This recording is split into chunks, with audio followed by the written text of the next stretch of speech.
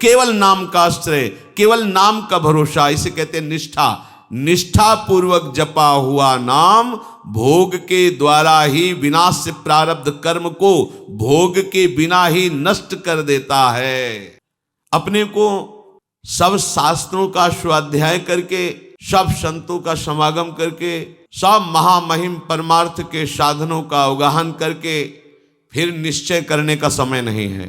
बहुत अल्पायु है, मंद बुद्धि है, विषयों का आकर्षण है, समय ज्यादा है नहीं। तो इनका सबका अवगाहन किए हुए जो महापुरुष हैं, जिन्होंने समस्त शास्त्र के सिद्धांतों का अवगाहन किया है, समस्त संत महात्माओं के हृदय की बात को समझा है, समस्त साधनों का सार ग्रहण किया है, वो महापुरुष जन कहते हैं सबका सार एकमात्र प्रभु का नाम है।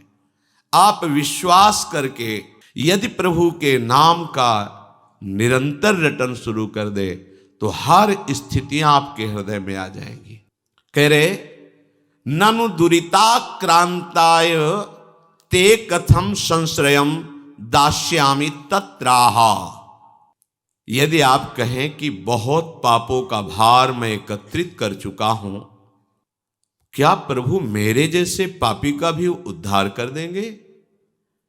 मैंने हिंसा की, चोरी की, पापाचरण किया, कभी बड़े बुजुर्गों की सेवा नहीं की, कभी गुरुजनों की आज्ञा में नहीं रहा, मनमानी आचरण करके अपने को नष्ट कर लिया, क्या अब भी उपाय है मेरे कल्याण के लिए?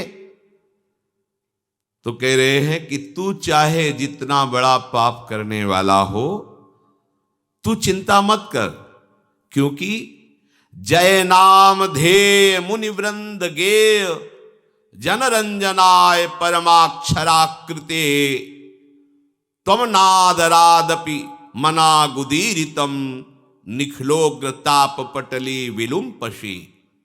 जय हो मुनिगणों के द्वारा जपे जाने पर प्रभु को भी अधीन करने वाले नाम की जय हो।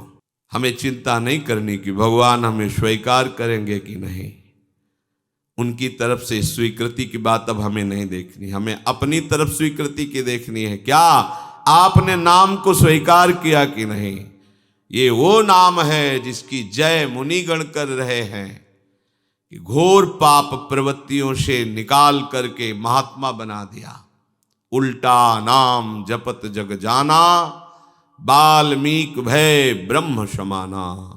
कोई और दूसरा साधन नहीं, नाम निरंतर रटने का प्रभाव हुआ कि पाप सब नष्ट हो गए। खास बात नहीं, पाप की प्रवृत्ति का नाश करके भगवत प्रेम प्रकाशित कर दिया। ये भक्तों को प्रतिक्षण सुरक्षित रखता है। अनुरंजनम, भक्तों के हृदय को आनंद प्रदान करता है ये भगवन नाम। ये और कोई नहीं है, अक्षरों की आकृति धारण किए हुए स्वयं भगवान की सामर्थ्य विराजमान है। ध्यान दीजिए, राधा कृष्ण हरि, ये और शब्द नहीं है, ये साक्षात प्रभु की अपार सामर्थ्य अक्षर की आकृति धारण करके आपकी जिह्वा पर आ गई है। इसमें यदि आपकी श्रद्धा हो गई तो आप सारी की सारी सामर्थ्य आपके हृदय में ये नाम जागृत कर देगा। उत्कर्ष प्रदान करने के लिए सदैव गरज रहा है भगवन नाम। आपको महामहिम पद में पहुंचाने के लिए समर्थ है नाम। प्रभु को अधीन करके आपके हृदय में प्रकाशित करने की सामर्थ्य एकमात्र नाम में विराजमान है। नाम में यदि कोई अनादर पूर्वक नाम उच्चारण करे तो उसका कल्याण हो जाता है। अनादर पूर्वक, क्या राधा राधा राधा, बस तुम अश्रद्धा पूर्वक बोले राधा राधा, यही आपका कल्याण कर देगा। इसमें श्रद्धा की आवश्यकता इस कोटि से नहीं है कि जैसे आग को छुओ तो श्रद्धा की आवश्यकता नहीं है, उसकी सामर्थ्य जला देना। दाहिका शक्ति आपको जला देगी। आप अश्रद्धा से छुओ, गुस्सा से छुओ, अपमान करने के लिए उसे छुओ तो भी वो आपको जला देगी, क्योंकि उसमें दाहिका शक्ति है। जहर में मारण शक्ति है। श्रद्धा से पियो, अश्रद्धा से जबरदस्ती कोई पिया दे तो भी मरी जाओगे, उसमें मारण शक्ति है। नाम में तारण शक्ति विराजमान है। अश्रद्धा से बोलोगे राधा राधा तो भी तार देगा नाम। ओहो, यदि अब भी समझ में नहीं आ रहा तो भगवान जाने तुम्हारी क्या गति होनी है। संकेत में, परिहास में, अनादर में, उपहास करने के लिए यदि नाम का उच्चारण कर लिया तो लिंग देह पर्यंत समस्त भयंकर पाप समूहों को समूल नष्ट कर देता है नाम।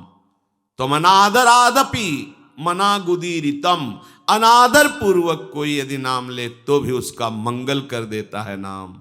आहा, निखलोग्र ताप पटलिम विलुम्पशी, जो महान कष्ट देने वाले, जलाने वाले हमारे पाप कर्म तैयार हैं हमको नष्ट करने के लिए, ये नाम उनको नष्ट कर देगा। अतः उपासक नाम को स्वीकार करे, ये चिंता न करे कि मुझे भगवान स्वीकार करेंगे कि नहीं। नाम को तुम स्वीकार, बड़ी खुली छूट है। प्रभु स्वीकार करेंगे कि नहीं, इसमें हमें विश्वास करना पड़ेगा महात्माओं का, हमें अनुभव की तरफ बढ़ना पड़ेगा। पता नहीं कितने दिनों में अनुभव होगा कि भगवान मुझे स्वीकार किए हैं कि नहीं। पर यह बात तो अभी आनंद दे रही है, हमारी स्वीकृति की बात है कि हम आज अभी इसी क्षण नाम भगवान को स्वीकार करते हैं, जो अक्षर रूप से आकृति धारण करके हमारी जिह्वा पर विराजमान है। नच नामाभाषः पापान्येव दग्ध्वा निवर्तते अपितु स्ववाच्ये भक्तिम च प्रकाश यतीत्याह। ये केवल कथन मात्र नहीं है।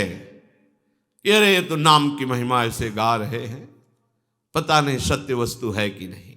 नामाभास केवल पापों को जलाकर निवृत्त नहीं हो जाता, वो अपने वाच्य को अधीन करके हृदय में प्रेम प्रकाशित कर देता है। जैसे कृष्ण ये वाचक है और कृष्ण रूप ये वाच्य है। ये वाचक, ये नाम उस रूप को आकर्षित करके उसके प्रति अपार प्रेम प्रकट करके आपके हृदय में स्थापित कर देगा। कितनी अपार महिमा है, और कुछ करने की जरूरत ही नहीं है। कितना समर्थ है नाम। कहते हैं, हे भगवान नाम सूर्य, जिसने आपको स्वीकार कर लिया उसके जीवन में अंधकार नहीं रह गया। जैसे हम प्रकाश में देख पाते हैं, भ्रम हो जाए कि रस्सी में सांप है तो बिना प्रकाश के नहीं देख पाएंगे, तो जैसे हम प्रकाश में देख पाते हैं कि वो सर्प नहीं, वो रस्सी है। हमारा भ्रम था कि हम रस्सी को सर्प मानकर भयभीत हो रहे थे। ऐसे ही नाम भगवान रूपी सूर्य के प्रकाश में हम देख पाते हैं, ये जगत नहीं, जगदीश ही जगत बने हुए हैं। वासुदेवा स्वरमिति समहात्मा सुदुर्लभा, सर्वत्र भगवत दर्शन कराने की सामर्थ्य नाम में विराजमान है।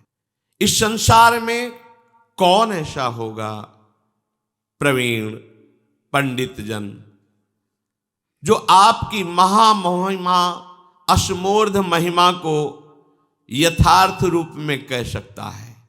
हे नाम भगवान, आपकी महिमा को कोई पंडित, कोई ज्ञानी, कोई महात्मा संपूर्ण वर्णन करना चाहे तो असमर्थ है। कहूं कहां लगी नाम बड़ाई, राम न सकहि नाम गुण गाई। स्वयं नामी भगवान भी अपने नाम की महिमा को पूर्ण रूप से वर्णन करने में असमर्थ हैं।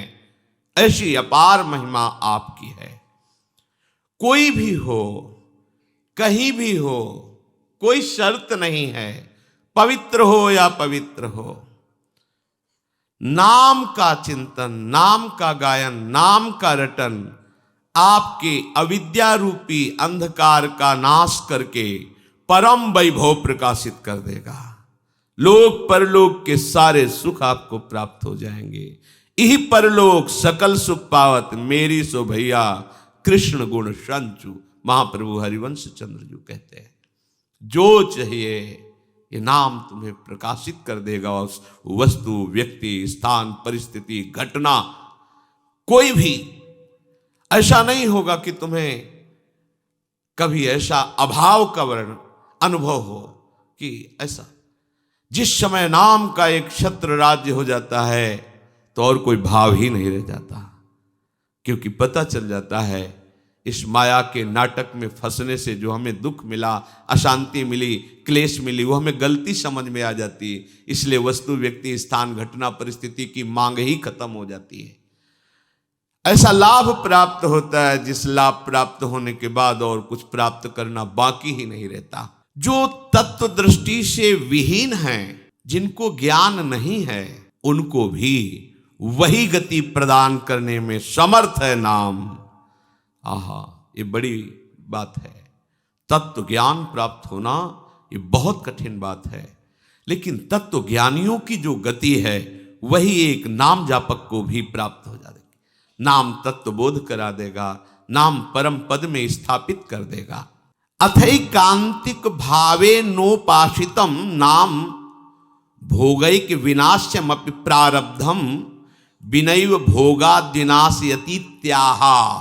ओहो, बड़े आश्चर्यमयी बात। शास्त्रों में जहां हम महिमा देखते हैं साधनों की, सिद्धांतों की, वहां यह पाया जाता है कि जो आपसे अब कर्म बन रहे हैं, भगवत शरणागत हो, उनको मानो भुने हुए चने में जैसे अंकुरण नहीं होता, ऐसे आपके नवीन कर्म आपको बांध नहीं पाएंगे, उनको निष्प्रभावित कर दिया जाता है भगवत शरणागति के प्रभाव से। पर जो शरीर की रचना हुई है कर्म भोग के लिए, यह सामर्थ्य नाम में विराजमान है कि उस आए हुए प्रारब्ध को भी नष्ट कर देता है। पर जो भगवत प्रेम मार्ग का उपासक होता है वो ऐसा नहीं चाहता, इसलिए उस शरीर के आए हुए प्रारब्धों को बहुत कम मात्रा में उनको भोग लेता है और भगवत कृपा से दिव्य देह प्राप्त करके भगवत सेवा में उपस्थित होता है। वो अपने भजन को इस नाशवान शरीर के सुरक्षित रखने के लिए खर्च नहीं करता, वो चतुर उपासक होता है। पर यदि चाहे तो कह रहे हैं अथैकांतिक भावे नोपाशितम नाम भोगैक विनाश्यमपि प्रारब्धम विनैव भोगाद्विनाशयति त्याहा। जहां ये वेद प्रमाण है कि बिना भोगे प्रारब्ध नष्ट नहीं होता, वहां ये कह रहे हैं, उदाहरण भी देखिए, विनैव भोगाद्विनाशयति त्याहा। यद्यपि शास्त्र का सिद्धांत है प्रारब्ध भोग के ही आपको शरीर के जो पूर्व कर्मों से रचित कर्म है उनको नष्ट करना होगा। यदि निष्ठा पूर्वक नाम जप किया जाए, निष्ठा अन्य कोई साधन नहीं, आप अपना क्या दूसरों के भी प्रारब्ध को नष्ट कर सकते हैं, इतनी सामर्थ्य है। एक बार कबीरदास जी के शरणागत हुए दिग्विजयी पंडित गंगा स्नान करने जा रहे थे। उन्होंने देखा बड़ी भीड़ लगी हुई है और शोरगुल हो रहा है, तो उस भीड़ में कौतूहल वश गए, क्या है, क्या हुआ? तो उनका कि आदमी आत्महत्या करने जा रहा था गंगा जी में, हम लोगों ने जबरदस्ती से रोक रखा है। वो कमर में पत्थर बांधे हुए बिल्कुल कगार पे खड़ा हुआ था, लोगों ने पकड़ रखा था। हुआ, भाई आप ऐसा क्यों कर रहे हैं? आत्महत्या सबसे निंदनीय महापाप है, इसको बहुत भोगना पड़ता है। आप ऐसा न समझिए कि शरीर छूट जाएगा तो आप सुखी हो जाएंगे, बहुत दुर्गति भोगनी पड़ेगी। क्यों आत्महत्या करना चाहते हो? तो उनका, मेरे शरीर में गलित कुष्ठ तुम्हें दिखाई नहीं दे रहा, इसकी दुर्गंध से मैं ही इतना पीड़ित हूं। दर्द तो है ही, पर इतनी दुर्गंध है कि बस मृत्यु ही मुझे अच्छी लग रही है। कोई औषधि काम नहीं कर रही, कोई मेरे से बात नहीं करता, कोई मेरे नज़दीक नहीं आना चाहता। बोलो मैं ऐसी जिंदगी कैसे धारण करूं? मैं खुद उब गया हूं इस जीवन से, पूरा शरीर सड़ रहा है, इतनी भारी दुर्गंध है, कोई नज़दीक नहीं आता, कोई मुझे प्यार नहीं करता, कोई मेरी सेवा नहीं करता, कोई मेरे से बात नहीं। अब कैसे मैं जीऊं? देख लो, कर्म का फल देख लो। आप आज स्वस्थ हैं तो आप भजन छोड़कर मनमानी आचरण कर रहे हैं। कल जब ऐसे कर्म फल की स्थिति आएगी जो आप कर्म किए हैं कि आपसे कोई बात भी नहीं करेगा, आपके पास भी नहीं कोई बैठेगा, आप खुद जीना नहीं चाहेंगे, वो कर्म आपको इतना दंड देगा। इसलिए सावधान रहो। अवश्य में वो भोक्तव्यम कृतम कर्म शुभाशुभम, जो आपके शुभ अशुभ कर्म है वो आपको भोगने पड़ेंगे यदि सावधान नहीं रहे। उन्होंने कहा कि तुम भगवान नाम की महिमा को जानते नहीं हो, यदि नाम महिमा जानते तो तुम आत्महत्या करने के लिए न जाते। छोड़ो पत्थर, मैं जो कह रहा हूं मेरी बात मानो। कमर से रस्सी से मैं जो पत्थर बांधा था छोड़ दिया। बोले खड़े हो गंगा जी में और राम डुबकी लगाओ, राम डुबकी लगाओ। 3 बार बोले, एकदम खत्म। ये उनकी कोई सुकृत नहीं थे जिसके शरीर में गलित कुष्ठ था। एक तो ये महान विद्वान शास्त्रज्ञ, दूसरी बात गुरु कृपा पात्र, तीसरी बात नाम महिमा को समझ चुके थे कबीरदास जी के द्वारा। कबीरदास जी ने इन्हीं को परास्त किया था। ये दिग्विजयी पंडित थे, कोई इनके सामने टिकता नहीं था। सब शास्त्र इनकी जिह्वा पे विराजमान थे। काशी के विद्वान घबरा गए कि अगर काशी को पराजित कर दिया तो बहुत बड़ी ये निंदा का विषय होगा, क्योंकि ज्ञान समुद्र काशी है। उन्होंने कहा इससे तो जीत पाना बड़ा कठिन, इसकी तो जिह्वा पे सरस्वती बैठी हुई है। उन्होंने कहा कि यदि हमारे यहाँ के सबसे बड़े पूज्य महापुरुष हैं कबीरदास जी, अगर वो हार गए तो पूरी काशी हार गई। तुम उनको परास्त करो जाकर। यहाँ किस किस से आप विद्वता पूर्वक वाक युद्ध करेंगे, एक से एक विद्वान है, सालों लग जाएगा। हम सब सहमति देते हैं कि आप कबीरदास जी को परास्त कर दे, मानो वाराणसी परास्त हो गई। ठीक है, कबीरदास जी के पास गए। उन्होंने कहा शास्त्रार्थ करना चाहते हैं, हमें शास्त्र कहाँ आता है। कबीरदास बोले पराजय लिख दो, इसमें दस्तखत कर दो, वहां करवा लो जहां दस्तखत। बोले काशी के विद्वानों ने कहा है कि आपकी पराजय पूरी काशी की पराजय। तो बोले फिर रुक जाओ, हम तुमसे प्रश्न करते हैं कि पढ़ के समझे हो या समझ के पढ़े हो। अब जो हरि के चरणारविंद के प्रेम में डूबा हुआ है उसकी वाणी सरस्वती भी नहीं समझ सकती। पहली बार उसकी बातें ही समझ में नहीं आई कि बाबा प्रश्न क्या कर रहे हैं। फिर हाथ जोड़ा, कहा महाराज एक बार फिर प्रश्न कीजिए। तो उन्होंने कहा पढ़ के समझे हो कि समझ के पढ़े हो। जैसे कोई किसी को स्तंभित कर दे मंत्र के द्वारा, बुद्धि काम नहीं कर। पूरी सभा लगी हुई है कौतूहल देखने के लिए। अब वो ये शास्त्र खोले, वो शास्त्र खोले, कुछ कहा महाराज हमारे तो प्रश्न ही की धरा समझ में नहीं आ रही। बोले तो उत्तर क्या दोगे, शास्त्रार्थ क्या करोगे, जब प्रश्न की ही धरा तुम्हें समझ में नहीं आ रही तो व्यर्थ में अभिमान लिए घूम रहे हो दिग्विजयी का। पढ़ के समझे हो कि समझ के पढ़े हो। हम तुम्हें बताते हैं तुम ना पढ़ के समझे हो न समझ के पढ़े हो। अगर समझ के पढ़े होते तो सब शास्त्रों का सार है भगवान के नाम में प्रेम, भगवान के चरणों की भक्ति। अगर पढ़ के समझे होते तो अब तक समझ गए होते कि सबका शास्त्रों का सार क्या है। तुम समझ ही नहीं पाए। उन्होंने उसी समय सब गंगा जी में शास्त्र प्रवाहित कर दिए और श्री चरणों का कबीरदास जी के आश्रय ले लिया, शिष्य बन गए और नाम जप करने लगे। उनकी ये निष्ठा कि 3 बार नाम, ये उनकी निष्ठा, उससे उनका गलित कुष्ठ चला गया। अब ये बड़े आनंदित होकर कबीरदास जी के पास पहुंचे और कहा भगवान एक गलित कुष्ठ शरीर वाला आत्महत्या करने जा रहा था, तो आपकी कृपा से नाम महाराज के प्रभाव से 3 बार नाम बुलवाने पर वो गंगा में डुबकी लगाते ही पवित्र शरीर और निरोग शरीर हो गया उसका, और बहुत प्रसन्न हो गया। और उसको भी हमने कहा नाम जप करो। कबीरदास जी ने कहा तुमने नाम की महिमा जानी? अरे ये केवल नामाभास से ठीक हो सकता था, तुमने 3 बार बुलवाया है। नामाभास से ये नाम की अपार, जौहरी ही तो हीरा का कीमत जानता है कि क्या है, हीरे की वक़्त जौहरी जानता है। ऐसे ही भगवत प्रेमी महात्मा जानते हैं कि नाम का प्रभाव क्या है। हम आप सब तो ऐसे ही राम कृष्ण हरि, पर ऐसे ही बोलो तो भी मंगल हो जाएगा। पर महिमा इतनी अगाध है, कह रहे अथई कांतिक भावे नोपासितम नाम भोगय के विनाशिम अपि प्रारब्धम।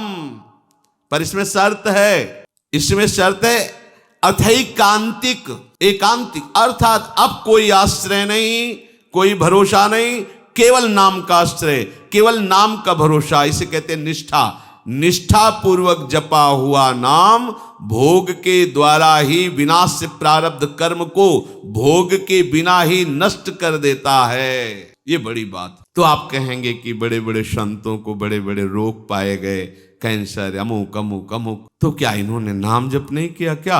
हाँ, जान गए, नाम जप के प्रभाव से जान गए कि ये शरीर मैं नहीं हूं, ये शरीर मेरा नहीं है, ये पानी का बुलबुला जैसा है, कुछ समय के लिए मिला फूट जाएगा। अब इसके लिए सच्चिदानंद में नाम का प्रभाव क्या रखना? जैसे सांप अपनी केचुल से कोई संबंध नहीं रखता, ऐसे भगवत भजन करने वाला महात्मा जो वास्तविक भागवतिक महिमा को जान गया है, वो इस शरीर से कोई मतलब नहीं रखता। चाहे इसमें कैंसर हो, किडनी फेल हो, कोई बड़े बड़े कष्ट हो, वो समझता है इसकी एक आयु निश्चित है, इसको नष्ट ही होना है। जब नष्ट ही होना है तो हम इसके लिए भजन रूपी महामहिम महिमा का प्रयोग क्यों करें?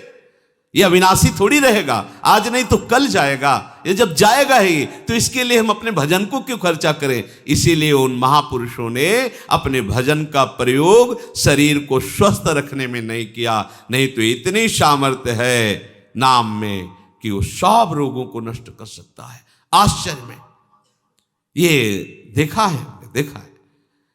वो रोज सुबह आ जाता था, गले में कैंसर था, गांव का आदमी था, सरकार बहुत पीड़ा है, पैसा नहीं है, डॉक्टर कहते लाखों रुपया लगेगा ऑपरेशन इसमें।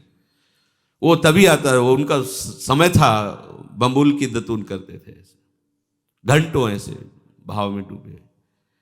ऐसे चेतना एक दिन थूक दिया, रोज परेशान कर, चल भाग, खत्म कैंसर। और जब उन्हीं के शरीर में प्रारब्ध भोग आया तो उन्होंने कष्ट को सहा, कभी अपने प्रारब्ध को नष्ट। आश्चर्य में बड़े बड़े रोगों को उनकी कृपा से नष्ट होते देखा, पर उनके शरीर में जब रोग आए कभी नहीं। ऐसे ही सांसारिक पुरुष जैसी उन्होंने दवाएं ली और जैसी शल्य क्रिया सांसारिक पुरुषों के शरीरों में होती वैसे करवाई, कभी कोई अपने भजन का प्रयोग नहीं किया। ये महापुरुष, कोई समझ नहीं सकता इन महापुरुषों की बात।